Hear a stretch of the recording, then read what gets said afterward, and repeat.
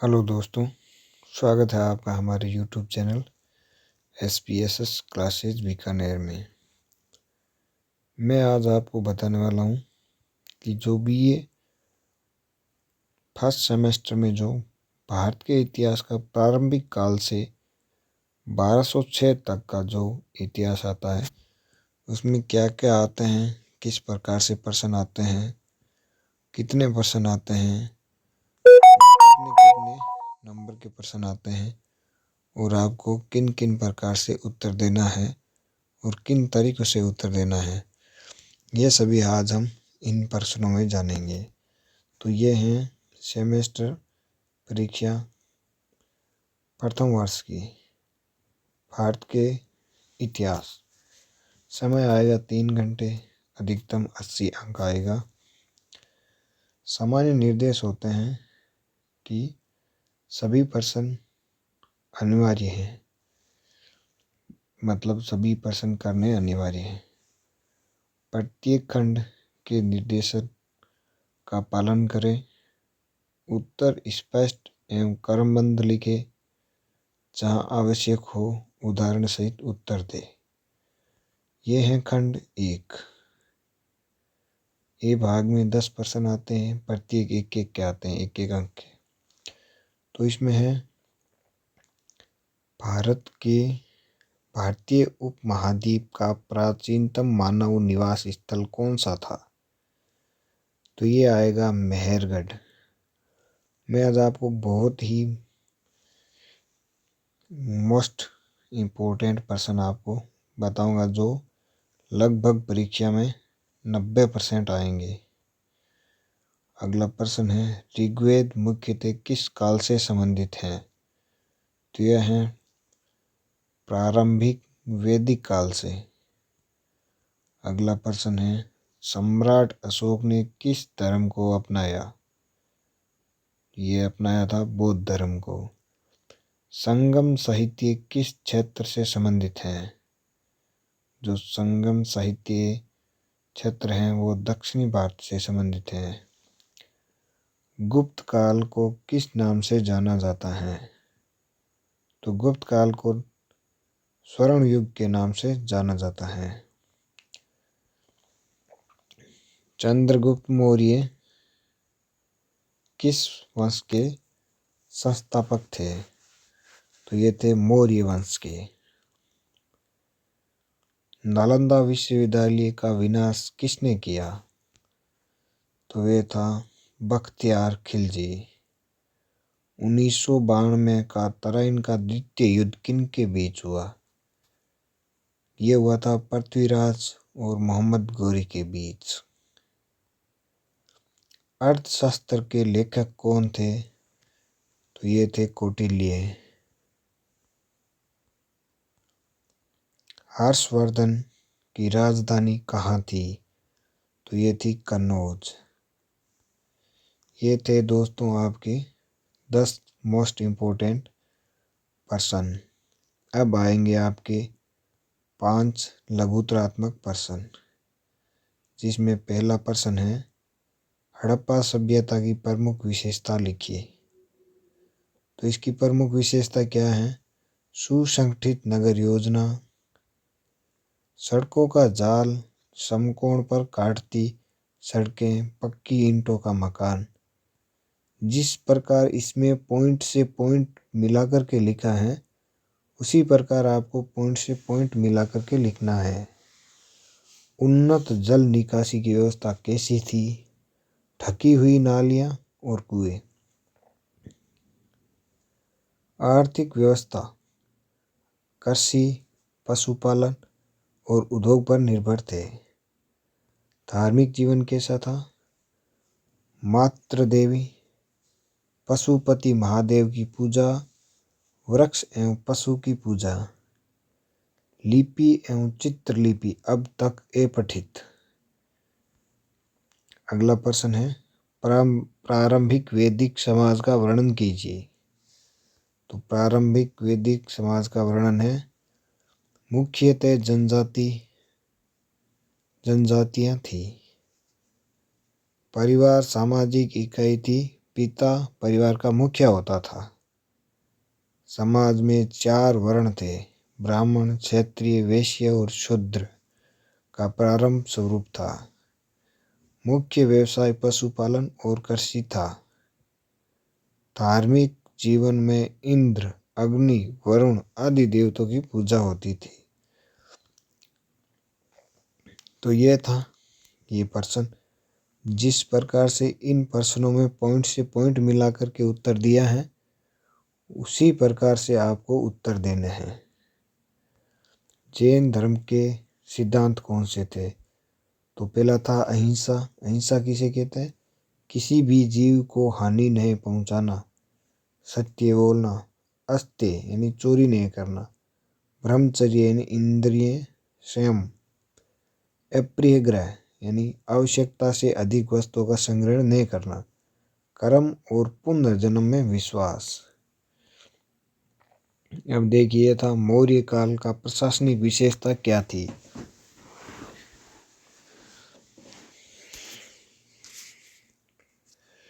इसमें आएगा शासन केंद्रित था, सर्वोच्च सम्राट सर्वोच्च अधिकारी था। प्रशासनिक व्यवस्था का वर्णन कौटिल्य के अर्थशास्त्र में मिलता है। साम्राज्य प्रांतों में विभाजित किया गया था। गुप्तचर व्यवस्था सुदृढ़ थी। राजस्व मुख्यतः भूमि कर था। गुप्तकालीन कला एवं संस्कृति को संक्षेप में टिप्पणी लिखिए। तो वापिस आपको लिखना है गुप्तकालीन कला एवं संस्कृति। उसके बाद लिखना गुप्त काल को भारत का स्वर्ण युग कहा जाता है। साहित्य में कालिदास, विष्णु शर्मा, आर्यभट्ट आदि विद्वानों का योगदान था। मूर्ति कला और स्थापत्य का विकास, तो इसमें आपको लिखना है सारनाथ, अजंता की गुफा। विज्ञान एवं गणित की प्रगति हुई थी। शिक्षा का केंद्र था नालंदा विश्वविद्यालय। अगला प्रश्न है जो 16 नंबर है, संगम साहित्य का ऐतिहासिक महत्व को स्पष्ट कीजिए। तो यह है संगम साहित्य का ऐतिहासिक महत्व था दक्षिण भारत के राजनीतिक, सामाजिक, आर्थिक जीवन की जानकारी देता है। चोल, चेर, पांड्य राजवंशों का उल्लेख मिलता है। व्यापार और समुद्र की गतिविधियों का वर्णन, समाज में स्त्रियों की स्थिति एवं सांस्कृतिक जीवन की झलक। यह साहित्य तमिल भाषा का प्राचीन स्रोत है। अब आएगा देखिए, किसी 4 प्रश्नों के उत्तर देने इसमें से 4 गुणा 10 यानी कि एक प्रश्न 10 नंबरों का है। प्रश्न आया आपके सामने कि सिंधु सभ्यता की उत्पत्ति, विकास और पतन के कारणों की विवेचना कीजिए। अब सबसे पहले आपको इसमें उत्पत्ति के बारे में लिखना है।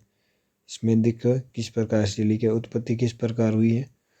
सिंधु सभ्यता लगभग 2600 से 1900 ईसा पूर्व विश्व की प्राचीनतम सभ्यताओं में से एक थी। इसका उद्भव सिंधु एवं उसकी सहायक नदियों के तट पर हुआ। प्रारंभिक हड़प्पा संस्कृति से विकसित होकर यह परिपक्व हड़प्पा सभ्यता बनी।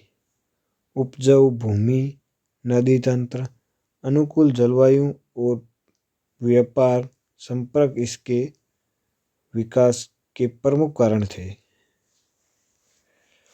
अब देखिए उसका विकास किस प्रकार से हुआ। सुव्यवस्थित नगर योजना, ये ग्रेडिंग पद्धति थी। पक्की ईंटों के मकान और उन्नत जल निकासी व्यवस्था, विशाल अन्नागार और स्नानागार, मोहनजोदड़ो का महान स्नानागार, विकसित व्यापार प्रणाली यानी कि मेसोपोटामिया से जो व्यापार करते थे उसी प्रकार इसमें होता था। मुद्राएं, लिपि और धातु उद्योग का विकास। संगठित प्रशासनिक व्यवस्था। पतन के कारण। नदियों के मार्ग परिवर्तन, बार बार बाढ़ और प्राकृतिक आपदाएं ये पतन के कारण आ चुके हैं। जलवायु में परिवर्तन और सूखा। आंतरिक आर्थिक कमजोरी। कुछ विद्वानों के अनुसार आर्यों का आक्रमण ये विवादास्पद हैं। निष्कर्ष। सिंधु सभ्यता का पतन एकाएक न होकर क्रमिक रूप से हुआ था। अब नेक्स्ट प्रश्न है, सम्राट अशोक की धम्म नीति का वर्णन कीजिए। अब देखिए, सम्राट अशोक 273 से 232 ईसा पूर्व मौर्य वंश के महान शासक थे। कलिंग युद्ध के बाद उन्होंने हिंसा त्याग कर धम्म नीति अपनाई। धम्म नीति प्रमुख तत्व है। धम्म नीति के प्रमुख तत्व क्या थे? अहिंसा और दया का प्रचार, सभी धर्मों के प्रति सहिष्णुता, प्रजा के नैतिक उत्थान पर बल, पशु बलि पर प्रतिबंध, साहित्य, करुणा, संयम और कदाचार का प्रचार, प्रचार के साधन, शिलालेख और स्तंभलेख, धर्म महामंत्रों की नियुक्ति, विदेशों में धर्म प्रचारक भेजना, श्रीलंका, मध्य एशिया। महत्व क्या था? अशोक की धम्म नीति ने भारतीय इतिहास में नैतिक शासन की परंपरा स्थापित की और बौद्ध धर्म के प्रसार के अनुसार भूमिका निभाई। ये आ गया प्रश्न नंबर 19। सम्राट अशोक की धम्म नीति का वर्णन। तो इसमें देखिए, बुद्ध के 19 नंबर प्रश्न है, बुद्ध के जीवन एवं उपदेशों का भारतीय समाज पर प्रभाव और स्पष्ट कीजिए। गौतम बुद्ध का जन्म 563 ईसा पूर्व लुम्बिनी में हुआ। 29 वर्ष की आयु में गृह त्याग किया और कठोर तपस्या के कारण बोध गया में ज्ञान प्राप्त किया। सारनाथ में प्रथम उपदेश दिया और 483 ईसा पूर्व में कुशीनगर में महापरिनिर्वाण प्राप्त हुआ।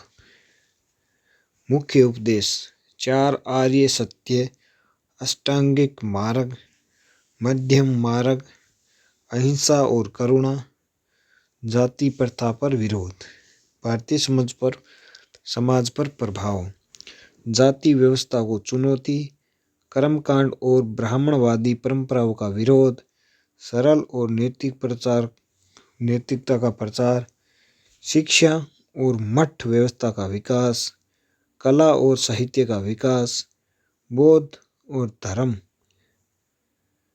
धर्म ने भारतीय समाज में समानता, नैतिकता और करुणा की भावना को बल दिया।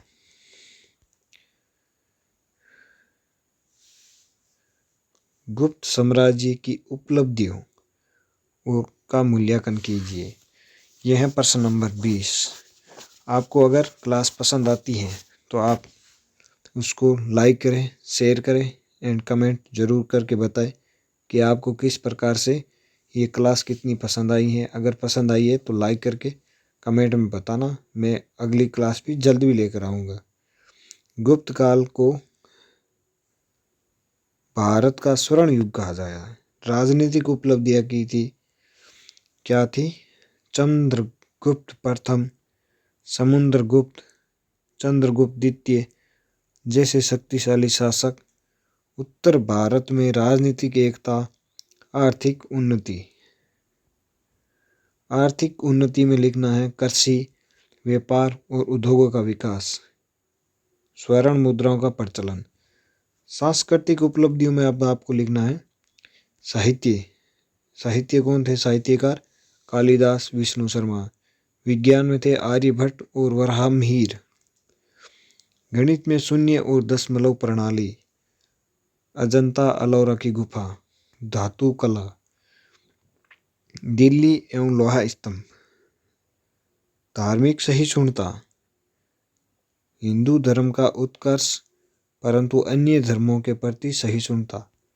निष्कर्ष, गुप्त काल भारतीय संस्कृति, विज्ञान एवं कला का उत्कर्ष काल था।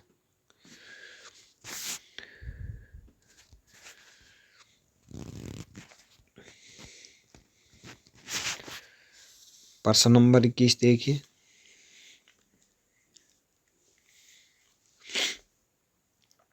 बारह सौ 6 ईस्वी तक तुर्क आक्रमणों के कारण परिणामों की चर्चा कीजिए। कारण क्या था? भारत की अपार धन संपदा, राजनीतिक विखंडन और आपसी संघर्ष, धार्मिक उत्साह, राज्य विस्तार की नीति। मुख्य आक्रमण था जो था मोहम्मद गजनवी 1712 आक्रमण। फिर था मोहम्मद गोरी तराइन का युद्ध 1192। परिणाम क्या हुआ?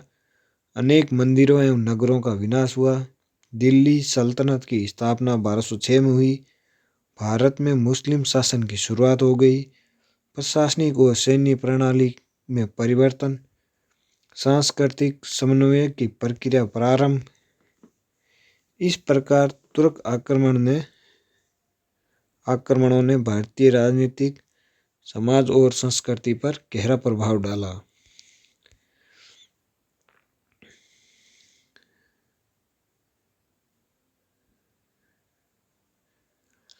अशोक सम्राट के धम्म नीति का वर्णन। अशोक सम्राट 273 से 232 ईसा पूर्व मौर्य वंश के महान शासक थे।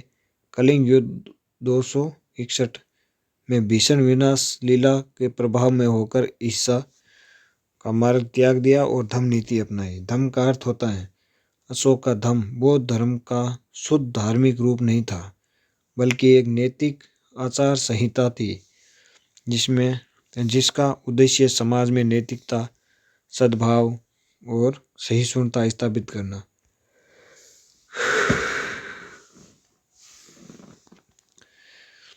धम्म नीति का मुख्य तत्व है अहिंसा और दया का पालन करना, सभी धर्मों के प्रति सहिष्णुता, माता पिता गुरुजनों का सम्मान, सत्य, करुणा और कदाचार का पालन, पशु बलि और अनावश्यक हिंसों का विरोध, प्रजा एवं कल्याण की भावना। प्रचार के साधन थे शिलालेख एवं स्तंभालेखों में के मध्य संदेश प्रसारित, धर्म महामंत्रों की नियुक्ति, विदेशों में धर्म प्रचारक भेजना जैसे श्रीलंका, नेपाल, मध्य एशिया। महत्व क्या था? अशोक की धम्म नीति ने शासन को नैतिक आधार दिया। इसे भारतीय उपमहाद्वीप में शांति एवं सहिष्णुता का वातावरण बना तथा बौद्ध धर्म के प्रसार में सहायता मिली। 23 नंबर प्रश्न देखिए। बुद्ध के जीवन एवं उपदेशों को भारतीय समाज पर प्रभाव स्पष्ट कीजिए। बुद्ध का जीवन परिचय। गौतम बुद्ध का जन्म 563 ईस्वी लुम्बिनी, नेपाल में हुआ। 29 वर्ष की आयु में उन्होंने गृह त्याग दिया। कठोर तपस्या के बाद बोध गया में ज्ञान प्राप्त किया। सारनाथ में प्रथम उपदेश दिया। 483 ईस्वी में कुशीनारा में महापरिनिर्वाण हुआ। प्रमुख उपदेश 4 आर्य सत्य, अष्टांगी मार्ग, मध्यम मार्ग, अहिंसा और करुणा, जाति प्रथा और कर्मकांड का विरोध। भारतीय समाज पर प्रभाव पड़ा। जाति प्रथा को चुनौती, कर्मकांडों की जटिलता में कमी, समानता और नैतिक जीवन का प्रचार, शिक्षा और मठ प्रणाली का विकास, स्तूप विहार, मूर्तिकला का विकास, समाज में शांति और करुणा की भावना का प्रचार। बुद्ध के उपदेश ने भारतीय समाज को सरलता, नैतिकता और मानवता की ओर प्रेरित किया। गुप्त साम्राज्य की उपलब्धियों का मूल्यांकन। गुप्त काल 320 से 350 को भारतीय इतिहास का स्वर्ण युग कहा जाता है। राजनीतिक उपलब्धियां। गुप्त प्रथम समुद्रगुप्त द्वितीय शक्तिशाली शासक। उत्तर भारत में राजनीतिक एकता, सुदृढ़ एवं प्रशासनिक व्यवस्था। आर्थिक उपलब्धियां। कृषि, व्यापार और उद्योगों का विकास, स्वर्ण मुद्राओं का प्रचलन, आंतरिक एवं बाह्य व्यापार में वृद्धि। सांस्कृतिक उपलब्धि। साहित्य कालिदास, विष्णु शर्मा। विज्ञान आर्यभट्ट व वराहमिहिर। गणित में शून्य और दशमलव प्रणाली, अजंता की गुफा मंदिरों का निर्माण। धातु कला में आएगा दिल्ली का लोहा स्तंभ। धार्मिक नीति। धर्म का उत्कर्ष हुआ परंतु धार्मिक सहिष्णुता बनी रही। निष्कर्ष। गुप्त साम्राज्य ने भारतीय संस्कृति, साहित्य, विज्ञान और कला का उच्च शिखर हुआ। प्रश्न नंबर 25। 506 ईस्वी तक तुर्क आक्रमणों के कारण और परिणाम।